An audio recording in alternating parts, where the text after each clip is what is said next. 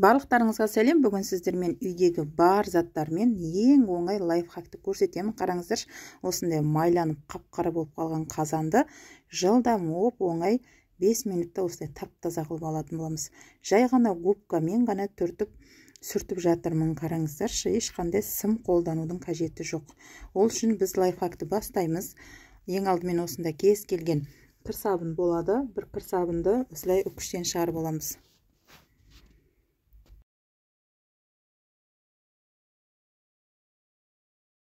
Қазанды қайнататын үлкен бір ыдысқа ыстық су құйып аламыз.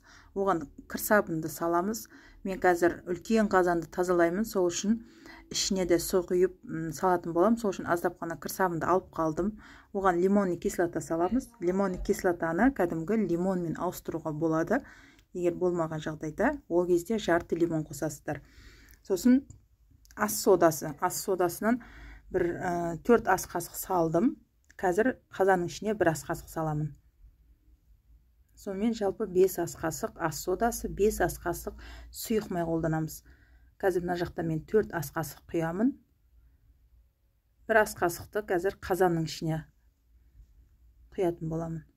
Жақсылап араластырамыз. Қараңыздаршы, лимонный кислота мен ас содасы екеуі бір-бірімен реакция беріп, осылай көпіріп шыға келеді. Енді мінекей қазан жақсылап батып тұру үшін мен ішіне су құйдым. Бағана алып қалған аздап қана заттардан салып шығамыз. Аздап кір сабын алып қалдым. Оған 1 ас қасықты ас сода, 1 ас қасық сұйық май. Сосын бағана лимон кислотаның түбінде қалған соны саламын. Егер сіздерде қайнататын ыдыстарыңыз үлкен болатын болса, барлық ыдыстарыңыз бірден сиіп тұратын болса, ол кезде барлығын бірден сала беріңіздер. Менде қазір тазалайтын қазаным үлкен болып тұр ғой. Осылайша ішінде жақсылап араластырып, мінекей қарасаңыздар, ішіне су құйған соң жақсы суға батып тұр. Енді қатты бір қайнағанға дейін астын жоғары отқа қайнатып аламыз да, сосын қайнап шыққан соң жай баяу отқа қойып, бір 30-40 минутқа бетін жауып осылай қалдырыңыздар. 30-40 минут уақыт өткен екен, қараңыздар.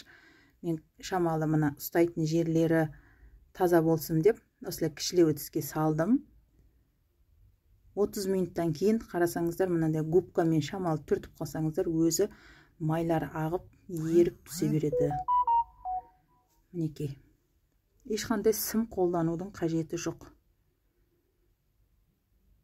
Осындай оңай күш салмай, уақыттарыңызды көп алмайды.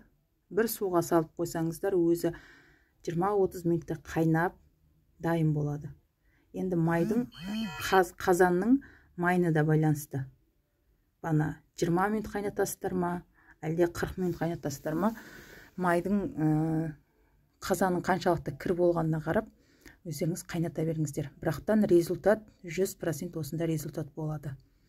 Мен мінекей қатты қап-қара жерін ғана сыммен қырып тазаладым.